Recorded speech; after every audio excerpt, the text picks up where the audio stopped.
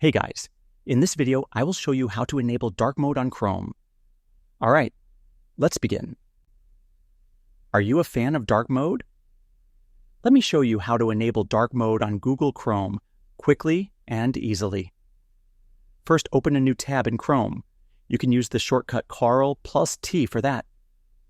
Once you're on the new tab page, look to the bottom right corner and click on Customize Chrome.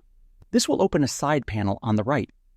In that panel, scroll to the section labeled Change Theme. Here you'll see several theme options. Just select Dark to instantly apply the dark mode theme to your Chrome browser. Alternatively, if you want Chrome to follow your computer's appearance settings automatically, choose the Device option.